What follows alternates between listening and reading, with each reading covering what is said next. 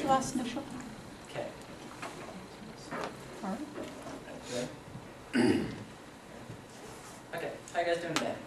Good. Yeah, great. How many of you guys are musicians? Okay, a couple of you. How many of you are drummers?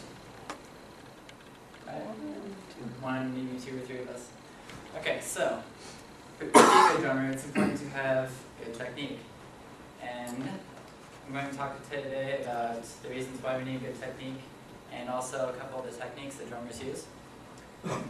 And my name's Kent Cromer. I've been drumming since the 7th grade. I really got into drumming during high school when I joined our high school's marching band. In marching band, I played bass drum and snare drum. And next fall, I'll hopefully be joining BSU's drumline as a snare player. And next winter, I'll also hopefully be auditioning for the Seattle Cascades Drum Corps. So again, I'm going to talk about basic techniques and benefits for using good technique. So benefits for using good technique. From a health standpoint, if you don't use good technique, then you can develop a bunch of wrist problems like tendonitis and carpal tunnel. And these diseases pretty much ruin your life as a drummer. So that's one reason. Another good reason for using good technique is from an efficiency standpoint, you can do the same motion for less energy. So you don't get tired as easily, you don't wear out, you don't get fatigued. So now I've told you about the reasons to use good technique, and now I'll show you the basic techniques that drummers use. So the first technique is the match grip. It's pretty much where your hands use the same type of grip for each stick.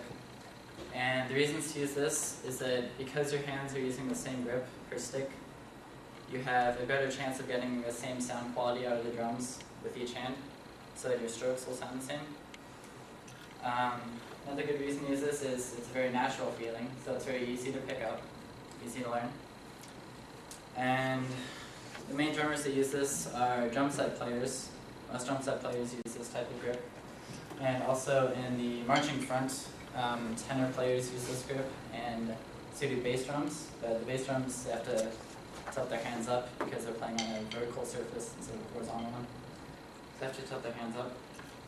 So I've told you about match grip, and the other type of grip there is traditional grip, which the main reason to use traditional grip was when it was first developed in the 17th century.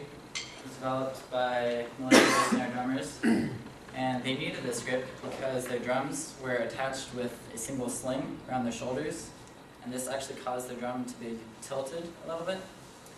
And so with a tilted drum, it doesn't make any sense to try to use match grip on it, just because your elbow's way up here, and your shoulder gets really tired pretty quick. So they developed this new grip, where pretty much your left hand is upside down, and you hold the grip like that, so it's slightly easier to play on a tilted drum. And also, since it was a wartime or whatever, you don't have this arm hanging out there that can get shot. That's the main reason why that was developed. Nowadays, marching snare drummers use it mostly out of tradition, even though we still have flat drums. It's mostly just a tradition thing. Plus it, I don't know, it looks cooler than match grip, in my opinion. Okay, so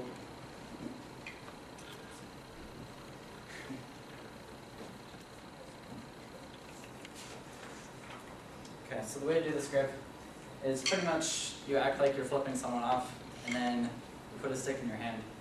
So basically what to keep in mind with this is that you want to keep your thumb on the first joint of your pointer finger, and the stick just kind of rests in there. And then your middle finger wants to stay resting on the top, and your back two fingers kind of want to curl underneath. And according to James Harrison, who was at the Idaho Day of Percussion on Saturday, I don't know if you guys know about that, but he says the stick should be resting on the cuticle of your ring finger's nail. And so that just helps for rebound on the drum. It helps loosen it up so you get more out of the drum when you're playing. So I've told you about the two different grip types. I've told you about why safety is important, why using good technique is important, rather. And what you get out of this speech is pretty much, first and foremost, have fun if you're going to be drumming, because that's what matters most. But also, in order to keep being a drummer and keep having fun, you need to use good technique so you don't damage your wrists. And also I've showed you the two different grips and pretty much who uses them. I've told you, again, why using the technique is important. So.